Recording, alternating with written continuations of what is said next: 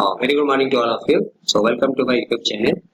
Today I am going to discuss phase equilibrium part 2. So last video में हमने नस distribution law पढ़ा था, उसी को आज कंटिन्यू करेंगे, उसका मॉडिफिकेशन पढ़ेंगे. ठीक है, नस डिस्ट्रीब्यूशन लॉ में क्या मॉडिफिकेशन आएगा इफ कोई भी अगर सॉल्वेंट अंडरगो डिसोसिएशन और association in a solvent and what are the application of Nash distribution law and some numericals based on application of Nash distribution law. Okay, so get ready. Now the first case, distribution coefficient when solid dissociates in one of the solvents. So if one of the solute undergo dissociation in one of the solvents, then what will be the Nash distribution law, or how will we can determine the distribution coefficient. K की value कैसे हम निकालेंगे. ठीक है, तो let a solid X is dissociated into immiscible solvents 1 and 2. In solvent 2 it dissociates into two components A and B. ठीक है, यहाँ मैंने लिखा है कि कोई भी हमने सॉल्यूट लिया है, मान लिया है कि सॉल्वेंट A में, लेट अस सपोज कि सॉल्वेंट A में इसका कोई चेंज नहीं हो रहा है, कोई डिसोसिएशन नहीं हो रहा है, मतलब इसका मॉलिक्यूलर स्टेट क्या है X, ये एज इट इज रह रहा है X. बट दूसरा सॉल्वेंट B में ये डिसोसिएट हो रहा है. डिसोसिएट होने का मतलब ये टूट जा रहा है. टूट के क्या हो रहा है, टू मोल्स, टू मॉलिक्यूल्स में, टू कंपोनेंट में A और B में डिसोसिएट हो जा रहा है. तो X dissociated in A and B in solvent 2. If alpha is the degree of dissociation, alpha को क्या मान ले, degree of dissociation, तो no doubt concentration of A हम क्या लिखेंगे, C2 into alpha, B भी क्या लिखेंगे, C2 into alpha. C2 क्यों लिया है, क्योंकि solvent B में, सेकेंड solvent में इसके concentration को हमने पीछे C2 माना था, यहाँ में क्या लिया है C1. ठीक है, तो x कितना बचेगा, C2 minus C2 alpha. C2 को कॉमन कर लिया तो यहाँ से मिल गया 1 minus alpha, just like Ostwald dilution law.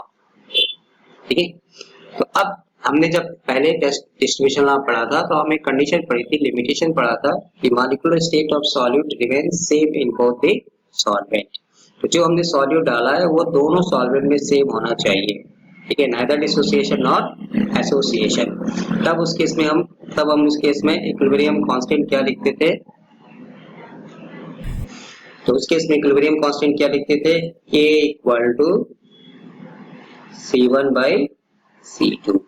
ठीक है, चलिए अब यहाँ हमें कंसंट्रेशन की बात करें तो फर्स्ट सॉल्वेंट में कंसंट्रेशन ऑफ सॉल्यूट कितना लेंगे, वो तो सेम है, मतलब ये आएगा C1.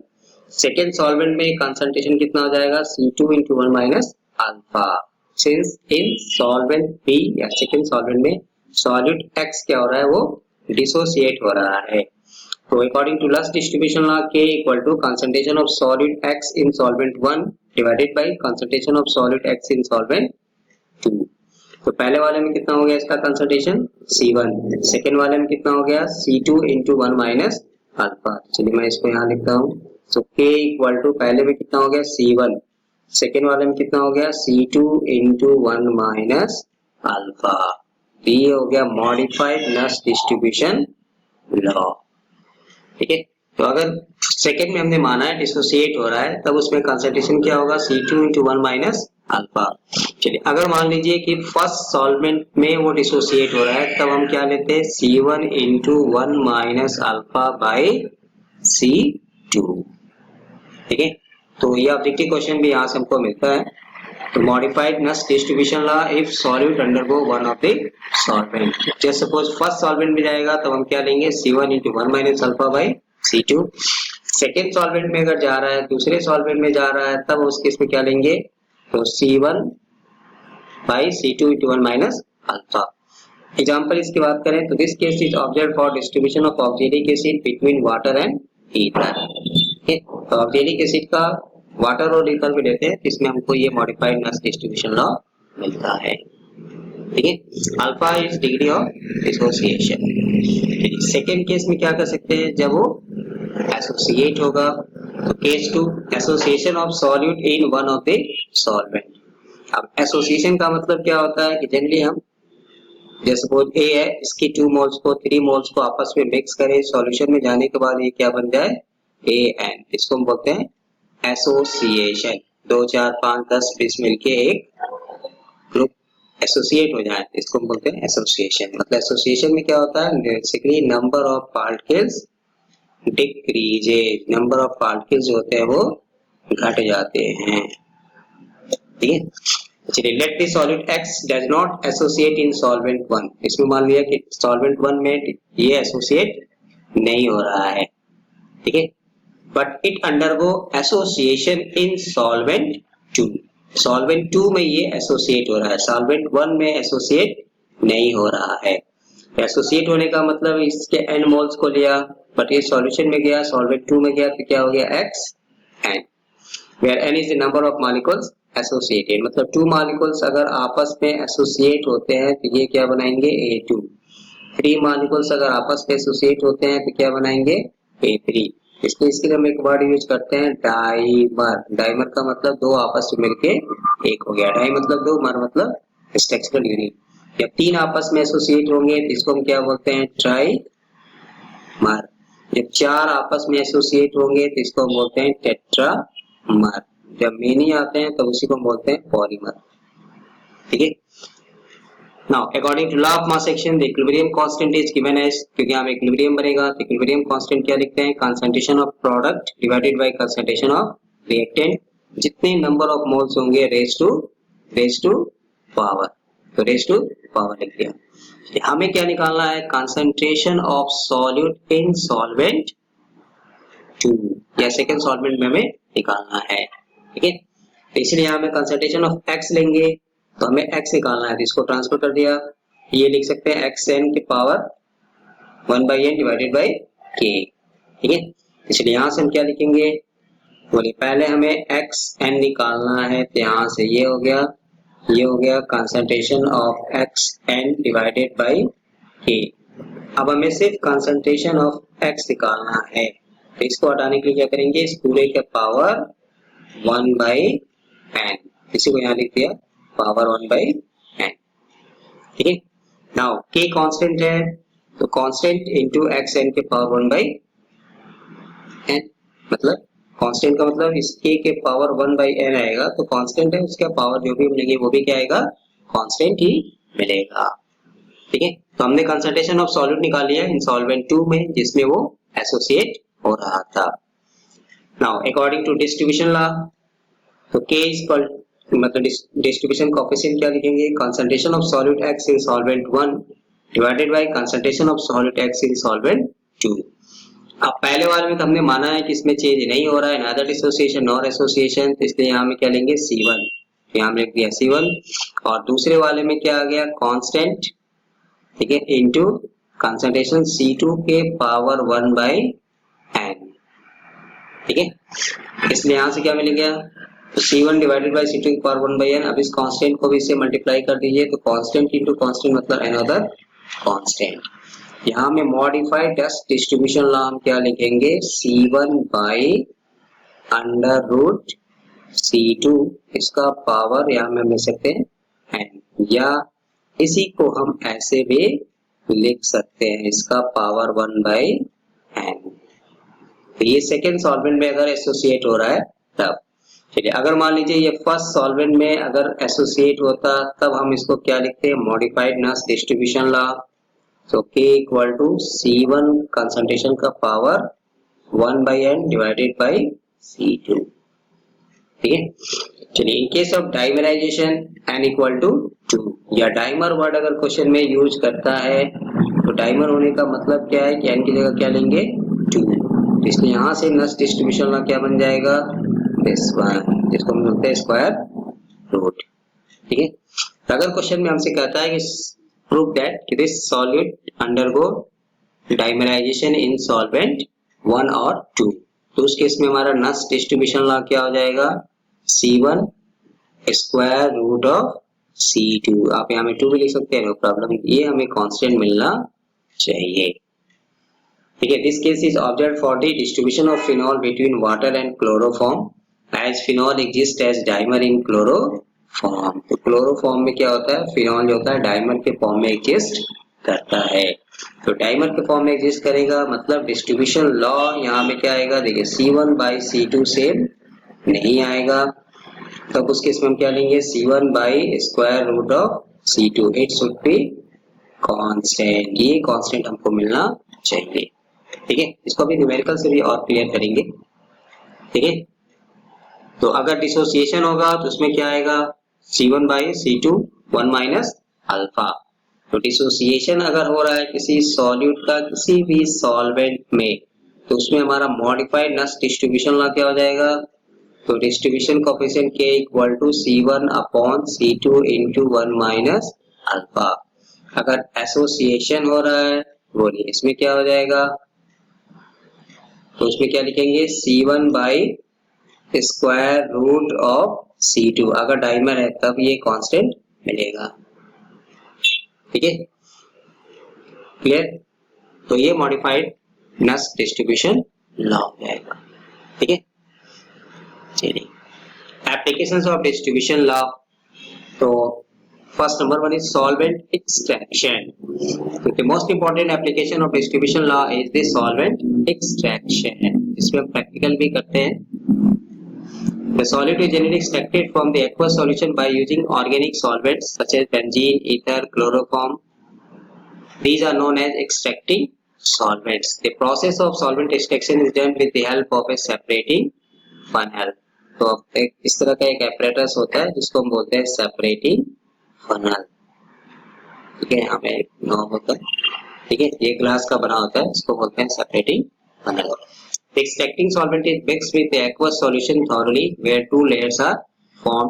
ठीक है, the non-aqueous layer is then separated and the solid is recovered by evaporating the solvent. It has been proved mathematically that multiple extraction is more effective than a single step extraction. इसको fractional में कई बार करेंगे, multiple step में करेंगे तो हमको extraction ज्यादा अच्छा मिलेगा। चलिए अभी इसका मतलब क्या है इसको देखने के लिए यहाँ पे इसको बोलते हैं सेपरेटिंग फनल। ये ग्लास का एक इंस्ट्रूमेंट टाइप का होता है, apparatus होता है, इसको बोलते हैं सेपरेटिंग फनल।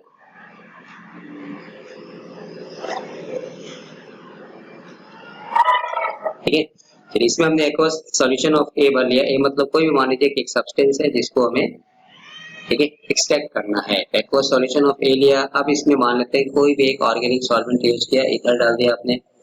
तो फर्स्ट स्टेप में क्या, ether is added to aqueous solution of A. ठीक है, जैसे सक्सेनिक एसिड ले लिया, बेंजोइक एसिड का बेंजीन और वाटर में ले लिया, फिर इसको बंद कर दिया कैप इसका और इसको जस्ट सेक करते हैं। इसको जब सेक करके हम छोड़ेंगे, सेटल डाउन होने देंगे, तो ये जो सॉल्यूट ऐड किया था इसमें ए वो क्या होगा, दोनों में डिस्ट्रीब्यूट होगा। वाटर लेयर नीचे सेटल हो जाएगा, ईथर हमारा क्या होता है जनरली ऑर्गेनिक लेयर ऊपर में आएगा। ठीक है, अब हम यहाँ से क्या करते हैं, इस नॉब को ओपन करेंगे और यहाँ से वाटर लेयर को एक्वस लेयर को यहाँ से सेपरेट कर देंगे। ठीक है, तो इसमें क्या बच जाएगा, सिर्फ ईथर लेयर। ठीक है, ये हो गया सिंगल स्टेप सॉल्वेंट एक्सट्रैक्शन। अब मल्टीपल स्टेप में क्या करते हैं, इसी को फिर कंटिन्यू करेंगे।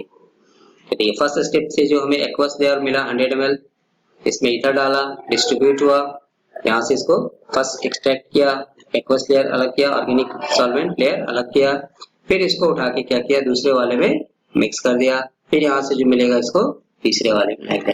इसको बोलते हैं मल्टीपल एक्सट्रैक्शन। तो उससे हम क्या होगा कि ऑर्गेनिक जो सब्सटेंस था उसकी ऑर्गेनिक सॉल्वेंट में यील्ड जो आएगी वो ज्यादा हमको मिलेगा। इसको बोलते हैं मल्टीपल एक्सट्रैक्शन। ठीक है, चलिए second application, determination of association. If a solid is associated in solvent 1 but does not associate in solvent 2, then modified distribution law can be written as this one.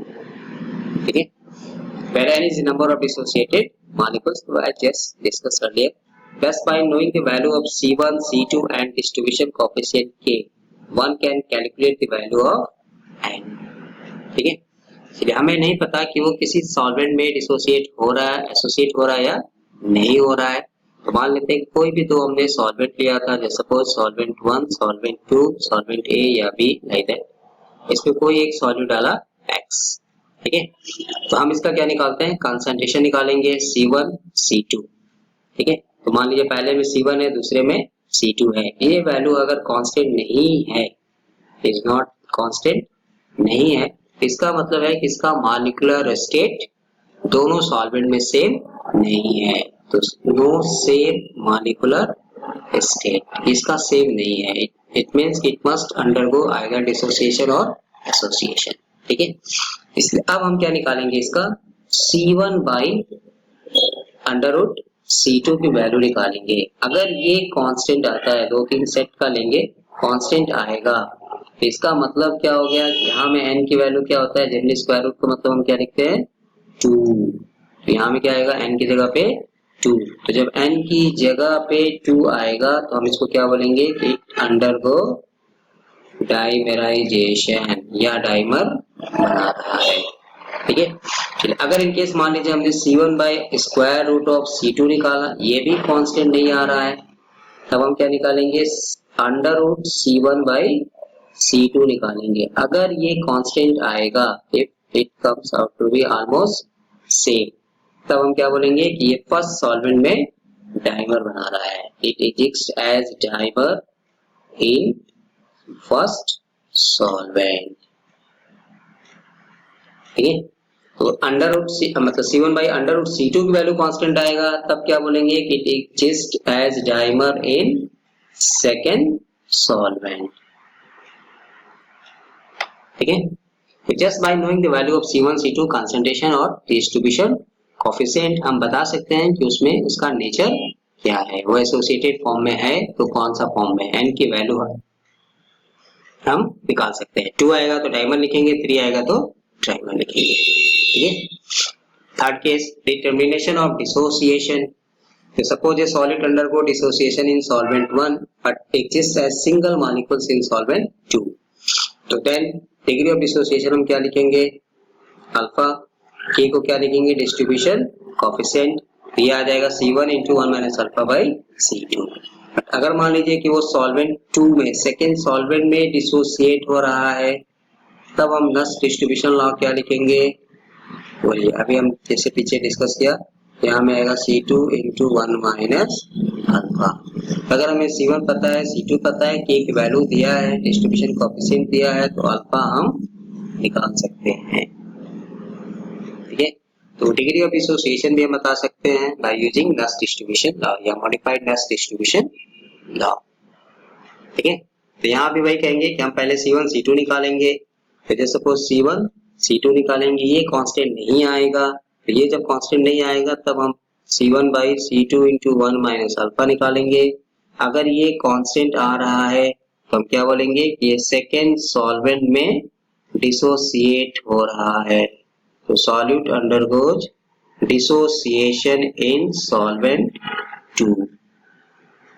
ठीक है, अगर मान लीजिए हमें C1 into 1 minus alpha by C2 ये value अगर constant आ रहा है, तब आप क्या कहेंगे कि ये फर्स्ट सॉल्वेंट में डिसोसिएट हो रहा है।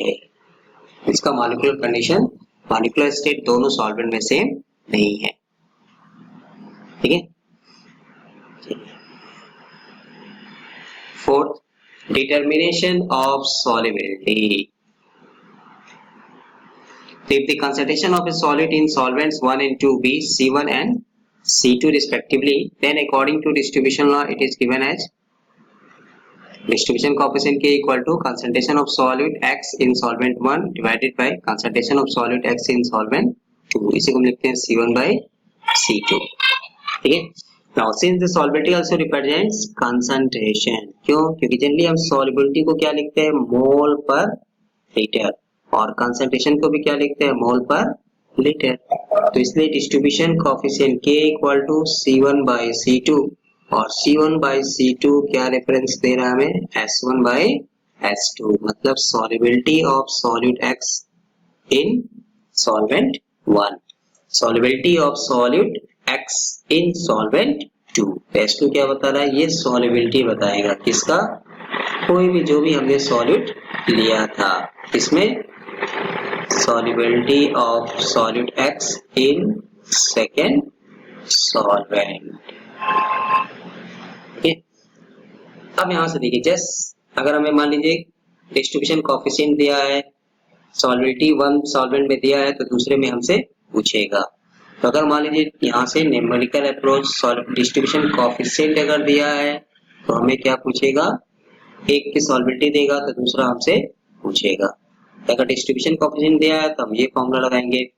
अगर डिस्ट्रीब्यूशन कोएफिशिएंट डायरेक्टली नहीं दिया है तो हमें कंसंट्रेशन दिया रहेगा, तो वहां से हम क्या लेंगे, ये फॉर्मूला लगाएंगे। इसमें कोई तीन वैल्यू हमें दिया रहेगा, एक वैल्यू हमसे पूछेगा।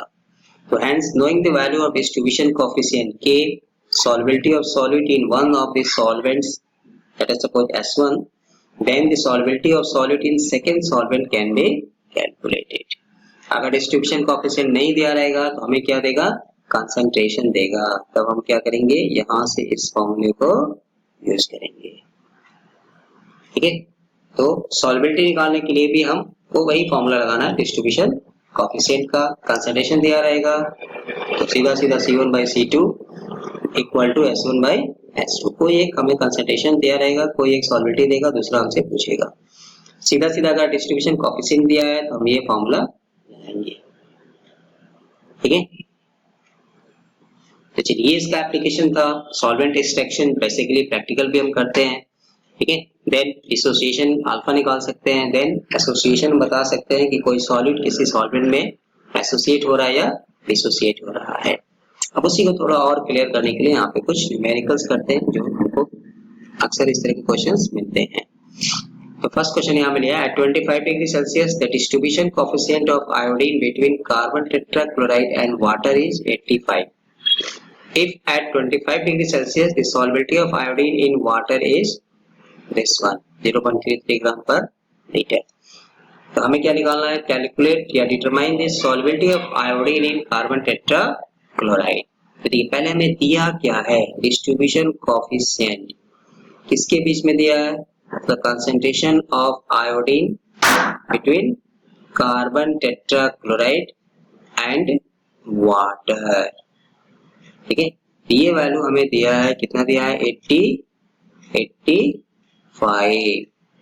ठीक है, और दूसरा क्या दिया है, solubility of iodine in water. तो चलिए मैं इसको ऐसे लिखता हूँ, solubility of iodine in water, ये कितना दिया है, 0.33 ग्राम पर लीटर। तो हमें क्या निकालना है, solubility of iodine in carbon tetrachloride, ये हमें निकालना है। ठीक है, तो अभी मैंने क्या डिस्कस किया, distribution coefficient equal to concentration C1 by C2। तो पहला सॉल्वेंट क्या है, क्वेश्चन में जिसको दिया उसके हिसाब से लेंगे, तो carbon tetrachloride divided by water. यहाँ में क्या लेंगे, solubility of solute X in first solvent, यहाँ में क्या आएगा CCl4, फिर क्या आएगा वाटर। ये वैल्यू हमें नहीं दिया है, बट ये हमें क्या दिया है, डिस्ट्रीब्यूशन कोएफिशिएंट दिया है। तो इसकी जगह पे कितना आ गया, 85। हमें क्या निकालना है, कार्बन टेट्राक्लोराइड, तो हमें CCl4 निकालना है। वाटर में कितना दिया है, सॉल्युबिलिटी 0.33, तो which implies solubility of iodine in carbon tetrachloride equal to 85 into 0.33, multiply कर दीजिए, कितना आएगा,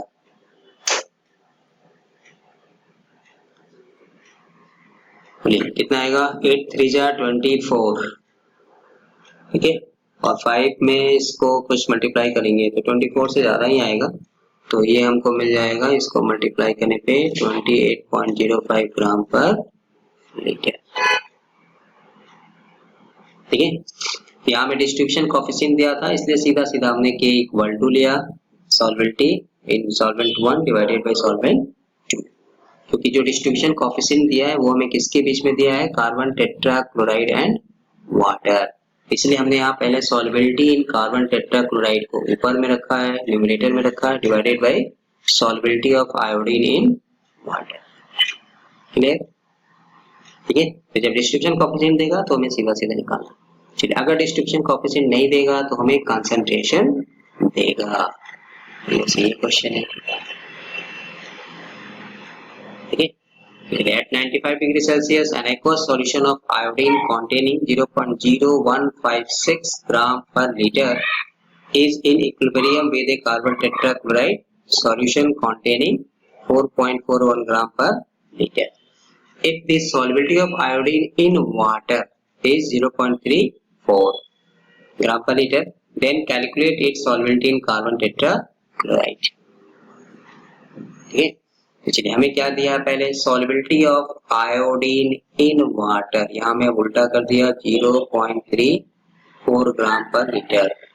solubility in carbon tetrachloride हमें निकालना है। ठीक, दिया क्या हमें, aqueous solution of iodine containing 0.1, तो कंसंट्रेशन कितना है, aqueous solution of iodine containing 0.1 ग्राम पर litre is in equilibrium with, मतलब ये aqueous लिखा है मतलब concentration of iodine in water, ये कितना दिया 0.0156 ग्राम पर litre. Concentration of iodine in carbon tetrachloride कितना दिया है 4.412 ग्राम पर लीटर। ठीक है, तो चलिए आप क्या करेंगे, तो फॉर्मूला लगा दीजिए। तो distribution coefficient K equal to concentration of iodine in water divided by carbon tetrachloride equal to solubility of iodine in water by solubility of iodine in carbon tetrachloride। तो वाटर में कितना दिया है 0.0156, कार्बन टेट्राक्लोराइड में कितना दिया है 4.412, यहाँ में कितना दिया है 0.34 डिवाइडेड बाई, ये हमें निकालना है। बोलिए यहाँ से क्या लिखेंगे, तो solubility in carbon tetrachloride, इसको ऊपर लेके जाइए, तो 0.34 इंटू 4.412 डिवाइडेड बाई 0.0156, इसी को सॉल्व करना है। ठीक है, तो इसको डेसिमल हटा के आप सॉल्व कर सकते हैं। डेसिमल के बाद यहाँ पे कितना है 1 2 3 डिजिट, यहाँ में 1 2 3 4, एक जीरो लगाइए, डेसिमल हटा के सॉल्व करिए या मल्टीप्लाई करके डिवाइड करिए, ये हम डिवाइड करने पे सॉल्व करने पे आ जाएगा 96.15 ग्राम पर लीटर, ये इसका आंसर हो गया। ठीक है, तो डायरेक्टली डिस्ट्रीब्यूशन कोएफिशिएंट दिया है तो के वाला फॉर्मूला लगाएंगे, किसी एक सॉल्वेंट में सॉल्बिलिटी हमें किसी एक सॉल्वेंट में दिया रहेगा, दूसरे में हमसे पूछेगा। ठीक है, तो बहुत सारे क्वेश्चन है इस तरह का जो वेरियस अदर यूनिवर्सिटीज या कॉलेजेस में पूछा हुआ है। ठीक है, चलिए third, iodine solution in water which contains, ठीक है, तो सेम ऑलमोस्ट सेम ही क्वेश्चन दिखाई दे रहा है।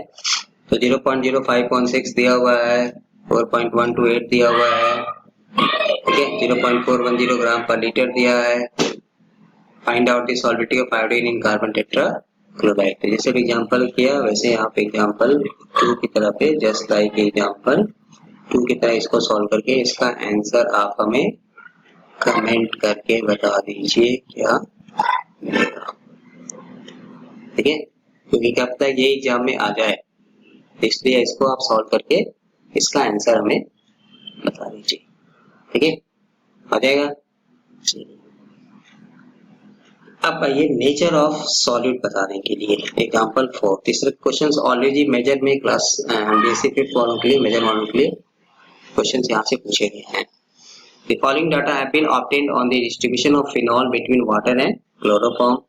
तो 1 किसमें है concentration of aqueous layer and C2 is the concentration in chloroform layer। तो C2 किसके लिए दिया हमको CCl4, C1 किसके लिए दिया है वाटर। कुछ यहाँ पे डाटा दिया, एक्सपेरिमेंटल डेटा दिया हुआ है। What conclusions do you draw from these results regarding the molecular condition of phenol in chloroform solution। इन सभी क्वेश्चन में दिया रहता है। ठीक है, तो पहले हमें ये जानना है कि वो उसका मॉलिक्यूलर स्टेट दोनों सॉल्वेंट में सेम है या डिफरेंट है। ठीक है, तो देखिए ऐसे क्वेश्चन के लिए हमारा पहला अप्रोच क्या होगा कि पहले हम, जैसे हमने पिछले वीडियो में कुछ न्यूमेरिकल्स किया था, तो डिस्ट्रीब्यूशन कोएफिशिएंट अगर हमें पूछा था तो C1/C2 निकालते थे। इसको पहले क्या करेंगे, C1 कितना है 0.094 डिवाइडेड बाई 0.254, इसको डिवाइड करके इसकी वैल्यू निकालेंगे।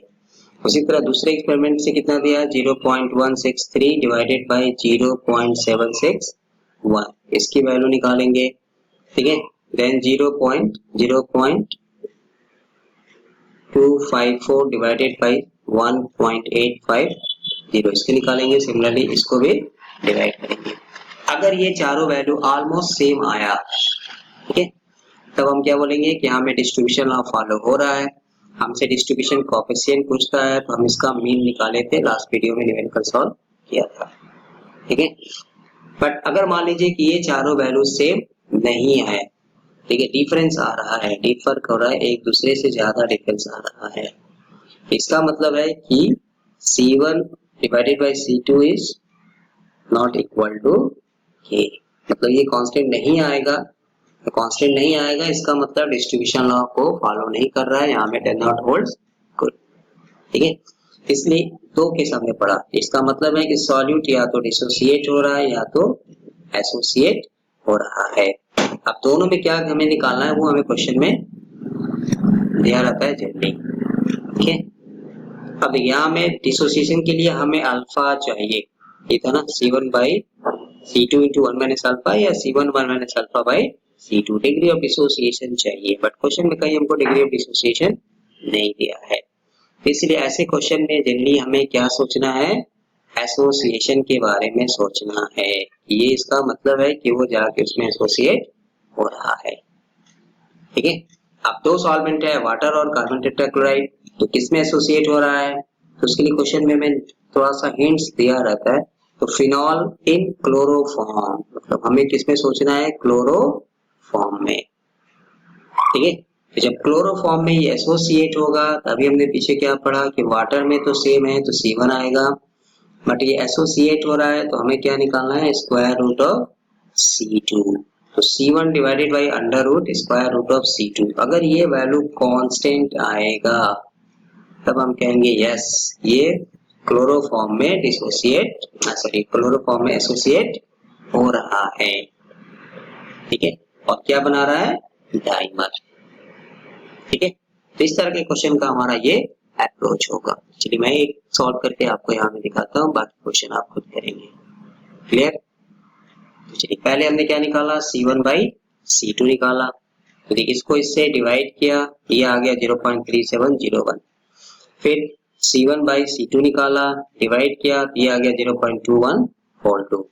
फिर इसको इससे डिवाइड किया, ये आ गया 0 पॉइंट समथिंग, इसको इससे डिवाइड किया, ये आ गया। अब आप इन चारों वैल्यू को देखिए, डिस्ट्रीब्यूशन कोएफिशिएंट 0.37, 0.21, 0.13, 0.08, मतलब ये कांस्टेंट नहीं है, ये सेम नहीं है, they are far far away, difference इनमें ज्यादा है, ठीक है। So it can be seen that the values of C1 by C2 are not constant. So phenol does not exist as single molecule in chloroform, ठीक है। क्योंकि chloroform इसलिए आने का है क्योंकि क्वेश्चन में हमको क्लोरोफॉर्म में ही पूछा है, ठीक है ना। इसका मतलब है कि इसका molecular state, phenol is the solid, molecular state same नहीं है, तो नो सेम मॉलिक्यूलर स्टेट, ठीक है। Now assuming that phenol undergo association in chloroform, अब मान लेते हैं कि वो एसोसिएट हो रहा है, तो पहले हम एसोसिएशन में क्या देखेंगे, डाइमराइजेशन ही सोचेंगे, C1 बाई C2, तो इसकी वैल्यू कांस्टेंट आना चाहिए। अगर आएगा तो हम कहेंगे कि ये एसोसिएट हो रहा है या डाइमर के फॉर्म में है, क्लियर। कहीं कहीं क्वेश्चन में डाइमराइजेशन पूछता है, डाइमर के फॉर्म में एग्जिस्ट करेगा, कहीं कहीं हमसे मॉलिक्यूलर स्टेट पूछेगा, ठीक है। तो ऐसे क्वेश्चन में C1 बाई C2 की वैल्यू कांस्टेंट नहीं आएगा। आप देखिए 0.37, 0.21, 0.13, 0.08, तो ये काफी डिफरेंस है। तब हम क्या निकालेंगे, C1 by under root C2। तो अब यहाँ पे देखिए C1 by under root C2 निकाला, अंडर रूट पहले 0.254 का स्क्वायर रूट लेंगे, फिर तब डिवाइड करेंगे, तो ये आ गया 0.1865। फिर यहाँ भी निकाला 0.1868, तीसरे वाले में निकाला, चौथे वाले में भी निकाला। तब आपको यहाँ में क्या दिखाई दे रहा है, ये डिस्ट्रीब्यूशन कोएफिशिएंट की वैल्यू क्या है, ऑलमोस्ट सेम है, 0.18, 0.18, ठीक है, 0.18, 0.18, यहाँ में हमको सेम मिल रहा है, कांस्टेंट आ रहा है, यह ऑलमोस्ट कांस्टेंट है, ज्यादा डिफरेंस नहीं है, ठीक है, तो it means since the value of C1 by C2 are constant, therefore it can be concluded that a phenol exists as associated molecules, that is dimer in chloroform. ठीक है, तो molecular state of phenol in chloroform is dimer, या exists as a dimer molecule, या it undergo association in chloroform. तो water में same है but chloroform में ये एसोसिएट हो रहा है। अगर ये भी मान लीजिए कांस्टेंट नहीं आता तब हम यहाँ पे ऊपर वाले में निकालते हैं, मतलब वाटर में एज्यूम करते, खैर हमें क्वेश्चन में लिखा हुआ था लेकिन नहीं लिखा होता है, तब हम under root C1 by C2, ये कांस्टेंट आने से एक कहानी उल्टा हो जाएगी।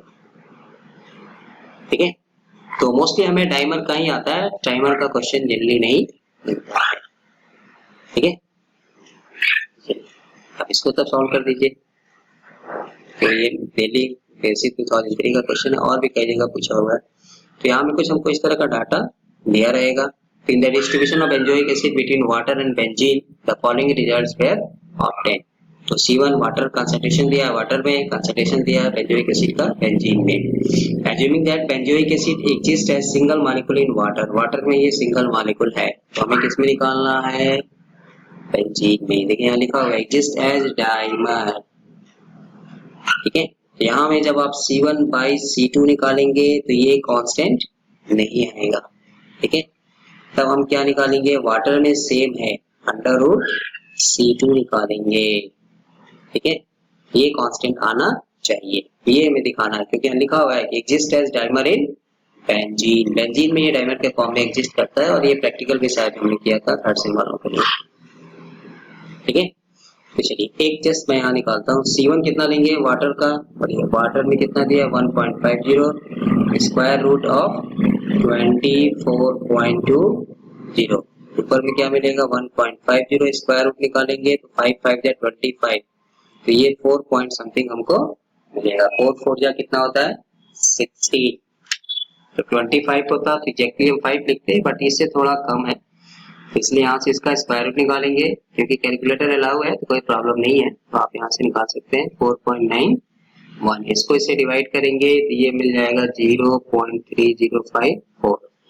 सिमिलरली सेकेंड वाला डाटा लेंगे तो यहाँ से क्या लेंगे 1.95 divided by square root of 41.20, तो 1.95 स्क्वायर रूट निकालिए 41, तो कितना आएगा 6 6 जा 36, 7 7 जा 49, तो 6 पॉइंट समथिंग आएगा, 7 से कम आएगा तो 6.418 समथिंग।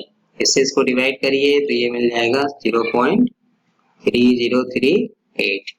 थर्ड वाला डाटा लीजिए, यहाँ में कितना है 2.97 divided by square root of 97.0, ये कितना हो गया 2.97, 9 9 जा 31।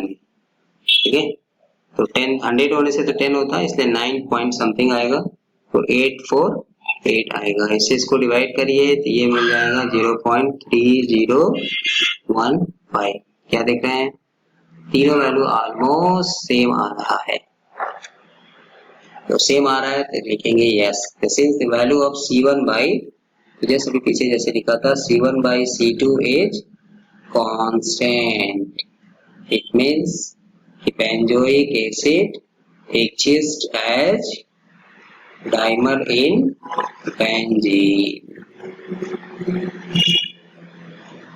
क्लियर, ठीक है, तो इस तरह का जहां भी डाटा दिया रहेगा हमें ये काम करना है। क्वेश्चन में हमें हिंट्स जनरली दिया रहता है किस सॉल्वेंट में हमें निकालना है। ठीक है, और मोस्टली ऑर्गेनिक कंपाउंड जो होते हैं वो ऑर्गेनिक सॉल्वेंट में ही ज्यादा सॉल्युबल होते हैं, वाटर में उनकी सॉल्युबिलिटी कम होती है।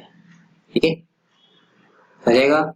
चलिए, तो यहाँ भी क्वेश्चन कुछ इसी तरह का है। In the distribution of solid between water and chloroform the following data were obtained, ये वाटर के लिए है और ये क्लोरोफॉर्म के लिए है।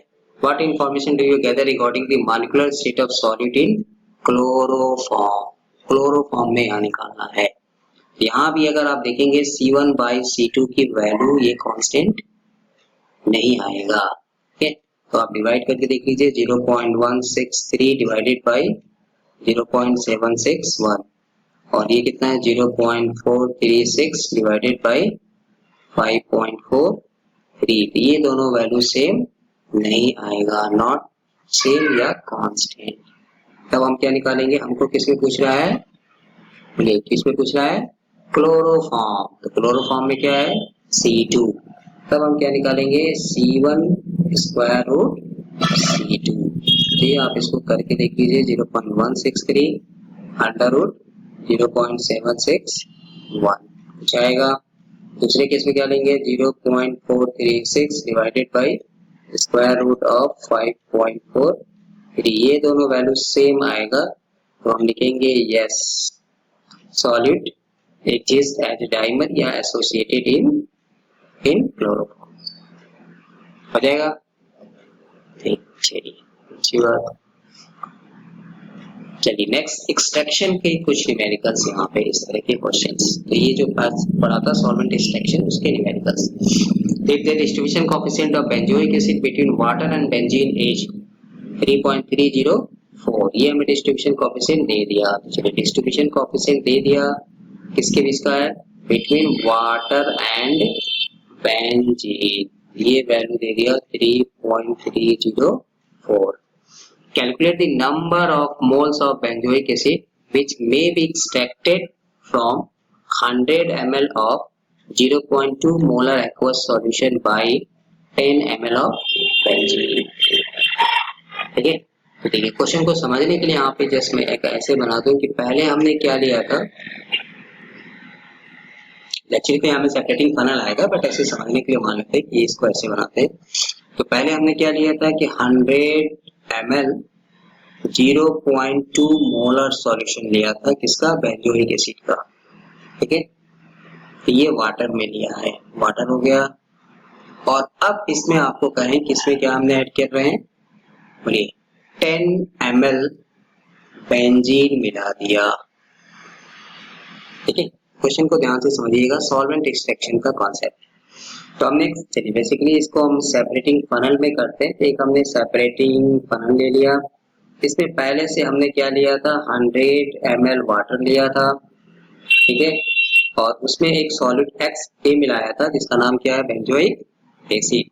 तो कितना बेंजोइक एसिड मिला के इसका हमने सॉल्यूशन बना लिया था 0.2 मोलर। और अब इसमें हमने ऐड किया, कितना ऐड किया, 10 ml बेंजीन ऐड किया। ठीक है, सेक किया, सेक करके इसको सेटल डाउन करेंगे, 2 लेयर बनेगी। बेंजीन क्या होगा, ऊपर आएगा, वाटर क्या होगा, नीचे आएगा। तो ये जो सॉल्यूट था बेंजोइक एसिड क्या था, अब इसमें से कुछ इसमें डिस्ट्रीब्यूट होगा। क्लियर, तो हमें ये बताना है कि calculate the number of moles of benzoic acid which may be extracted, मतलब कितना बेंजीन में गया। ठीक है, तो वो हमें निकालना है। ठीक है, क्वेश्चन समझ में आया। चलिए अब हमारे पास क्या दिया है, टोटल कितना बेंजोइक एसिड है, 0.2 मोलर एक्वस सॉल्यूशन था। ठीक है, तो चलिए मान लेते हैं कि let x moles benzoic acid, अगर मान लीजिए x moles of benzoic acid अगर मान लीजिए एक्सट्रैक्ट हो रहा है, मतलब किसमें जा रहा है, वाटर में है। ठीक है, और इसमें से कहा जा रहा है, वो बेंजीन में जा रहा है। ठीक है, तो हमें नंबर ऑफ मोल्स बताना है बेंजोइक एसिड का जो बेंजीन में गया। ठीक है, तो इसलिए देखिए एक्सट्रैक्टेड वर्ड यूज किया, मतलब हमें क्या निकालना है कि कितना बेंजीन में गया। तो बाकी जो बच गया उसके लिए हम क्या लिखते हैं, अनएक्सट्रैक्टेड वर्ड यूज कर सकते हैं या क्वेश्चन में यूज करेगा। तो अनएक्सट्रैक्टेड का मतलब जो वाटर में रह गया, remains in water aqueous layer. और एक्सट्रैक्टेड का मतलब क्या हो गया, जो कहाँ में गया, बेंजीन में चला गया या व्हाटएवर जो भी ऑर्गेनिक सॉल्वेंट हमें दिया रहेगा। ठीक है, तो चलिए मान लेते हैं कि x moles of benzoic acid remains unextracted. Unextracted का मतलब क्या हो गया कि वो वाटर में रह गया। तो जब वाटर में रह गया तो बेंजीन में कितना गया, तो एक्सट्रैक्टेड कितना निकालेंगे, तो टोटल हमें कितना दिया था 0.2। इसमें से क्या करेंगे, x को माइनस कर देंगे। तो 0.2 माइनस एक्स ये कहाँ में गया, बेंजीन में गया। बेंजीन कितना दिया है वॉल्यूम 10 ml, वाटर का कितना दिया है 100 ml, ठीक है। तो इसलिए कंसंट्रेशन निकालिए, तो इसको क्या लिख सकते हैं, तो x moles of benzoic acid remains unextracted, मतलब वाटर में रह गया। तो concentration of acid in benzene, तो concentration of acid in benzene, benzene में कितना जाएगा 0.2 माइनस x और डिवाइडेड बाय 10 क्यों लिया है, क्योंकि क्वेश्चन में हमको 10 ml बेंजीन उसमें दिया हुआ था। तो ये वाटर कितना था, फिर से अगर हम इसको बना दें तो 100 ml वाटर था, बेंजीन कितना था 10 ml बेंजीन। तो इसमें से ये जाएगा, इसमें से कितना गया, ये टोटल 0.2 माइनस, मतलब टोटल 0.2 मोलर सॉल्यूशन था, इसमें से कितना आ गया 0.2 minus x, 0.2 minus x divided by 10, इसमें कितना हमने मान लिया अनरिस्ट्रिक्टेड, मतलब remains in water. So concentration of acid in water, benzoic acid in water कितना हो गया x बाय, ये 100 होगा, टाइप एरर हो गया, x बाय 100, ठीक है। 100 क्यों, क्योंकि यहाँ पे 100 ml हमको वाटर लिखा हुआ है क्वेश्चन में। Now according to distribution law it is given as distribution coefficient निकालेंगे, तो benzoic acid in water divided by benzoic acid in benzene, concentration of benzoic acid in benzene, water में कितना हो गया x by 100 डिवाइडेड by ये हो गया benzene. ये क्वेश्चन में हमें दिया हुआ है 3.304, x by 100 इंटू, इसको सिंप्लीफाई कर दीजिए, लिख सकते हैं यहाँ से, इसको सॉल्व करेंगे कितना आ गया, x की वैल्यू 0.098 मोल्स, ठीक है। अब हमें क्या निकालना है, number of moles of acid extracted, x मतलब क्या मिला कि वो वाटर में रह गया, तो ये किसकी वैल्यू है अनएक्सट्रैक्टेड, या वाटर में जो रह गया एक्वस लेयर में रह गया। तो बेंजीन में कितना गया, तो माइनस कर दिया 1.902 मोल्स, ठीक है। कभी कभी क्या होता है मोल्स की जगह पे आपको नंबर ऑफ मॉलिक्यूल्स पूछ देगा, तो मोल में नंबर ऑफ मॉलिक्यूल्स निकालना है, तो हम क्या करेंगे number of moles into Avogadro number, ठीक है। अगर ये मास पूछेगा, मास अगर पूछ देगा तब क्या करेंगे, तो number of moles into molecular mass, ये बेसिक कॉन्सेप्ट है, इसको जैसे हम अप्लाई कर लेना है, ठीक है, क्लियर। तो टोटल अमाउंट हमें दिया रहेगा, कंसंट्रेशन हमें दिया रहेगा, ठीक है, डिस्ट्रीब्यूशन कोएफिशिएंट की वैल्यू जनरली हमें दी रहेगी, ठीक है। तो एक्सट्रैक्शन के लिए इस तरह के क्वेश्चंस इंपॉर्टेंट होते हैं, ठीक है। चलिए इसको देखिए, सेम क्वेश्चन है, बस सिर्फ वैल्यू को बदल दिया है, ठीक है। तो जैसे मैंने पीछे भी एग्जांपल 7 लगाया, उसी तरह आपको ये एग्जांपल 8, यहाँ पे बस वैल्यू बदल दिया है, डिस्ट्रीब्यूशन कोएफिशिएंट आपको यहाँ में दे दिया 0.304, सेम वही बेंजीन, वाटर और बेंजीन के लिए यहाँ पे कंसंट्रेशन कितना दिया है 0.02, तो बेंजीन में कितना जाएगा x मान लिया, ये हो गया बेंजीन, ये हो गया वाटर, वाटर में कितना मान लेंगे x, मतलब अनरिस्ट्रिक्टेड ये एक्सट्रैक्टेड। यहाँ पे कितना दिया है 10 ml, वाटर कितना दिया है, वाटर कितना दिया है 100 ml, तो बस करके सॉल्व कर दीजिए, तो k निकालेंगे तो 304, बोले क्या लेंगे वाटर, तो वाटर में कितना आएगा x by 100 by 0.02 minus x by 10, इसी को सॉल्व करके आपको x की वैल्यू निकाल देनी है, और फिर जितना आएगा उसमें से इसको माइनस कर देना है, ये हो जाएगा एक्सट्रैक्टेड, फाइनली ठीक है, हो जाएगा। चलिए calculate how much succinic acid would be extracted from 100 cc of water containing 5 gram of succinic acid, 5 ग्राम किसमें है 100 ml में है, cc मतलब 100, सेंटीमीटर क्यूब मतलब almost 100, if extracted with 50 cc of ether, The partition coefficient of succinic acid between water and ether is given. Succinic acid has normal molecular weight in both the solvent. मतलब यहाँ में neither dissociation और association, ये हमें clear कर दिया है, ठीक है। चलिए जस्ट अभी जो क्वेश्चन किया था इसको बोला कि इस तरह के क्वेश्चन बहुत सारे हैं, ये भी ऑलरेडी पूछा हुआ क्वेश्चन है। इसमें हमने ऊपर में क्या आएगा, हमारा ईथर आएगा नो डाउट, और नीचे में क्या आएगा, वाटर एक्वस लेयर। वाटर हमको कितना दिया है 100 cc मतलब ml, ईथर आपको कितना दिया है 50 ml, ठीक, क्लियर। चलिए पार्टीशन कोएफिशिएंट दिया हुआ है किसके किसके बीच का, वाटर, तो वाटर मतलब हो गया CW/CE, concentration of succinic acid in water divided by concentration of succinic acid in ether, और ये वैल्यू कितना दिया है 5.5, ठीक है। फिर हमें क्या निकालना है, how much succinic acid could be extracted, तो मान लेते हैं एक्सट्रैक्टेड पूछ रहा है तो कितना मान लेते हैं कि x gram of succinic acid किसमें गया, बोलिए किसमें गया, एक्सट्रैक्टेड का मतलब हो गया ईथर में गया, तो बाकी कितना बच गया 5 - x, आप उल्टा भी कर सकते हैं ना, इसको अनरिस्ट्रिक्टेड मानेंगे फिर तो यहाँ में क्या आएगा 5 - x, ठीक है, इसलिए मैं इसको यहाँ में एक्सचेंज कर दे रहा। तो लेट मान लेते हैं कि x ग्राम जो है वो किसमें गया, एक्सट्रैक्टेड इन ईथर, तो वाटर में कितना जाएगा 5 - x, वो किसमें रह गया अनरिस्ट्रिक्टेड या वाटर। हमें क्या चाहिए, बोलिए 5.5, वाटर में कितना लेंगे 5 - x बाई कितना आएगा बाई 100, ईथर में कितना है x है, कितना वॉल्यूम दिया है 50, ये हो गया डिस्ट्रीब्यूशन कोएफिशिएंट, इसी को हमें सॉल्व कर देना है। तो 100 ये 50 ऊपर चला जाएगा, x इससे ये कैंसिल हो जाएगा, ठीक है, ऊपर में आ गया 5 - x बाई 2x, अपनी सिंपली मैथमेटिक्स है 5.5, x को सॉल्व कर दीजिए, जो आएगा वो आंसर, ठीक है, बनेगा।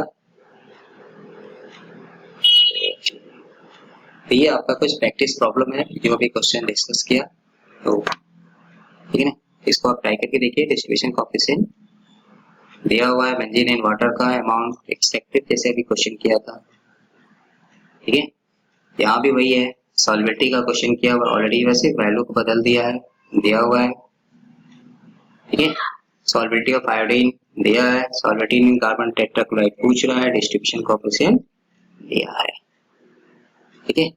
तो इसको आप सॉल्व करके इसका आंसर कितना आएगा वो हमें कमेंट बॉक्स में बता दीजिए, क्योंकि अभी मंडे से आपका एग्जाम भी शुरू हो रहा है, तो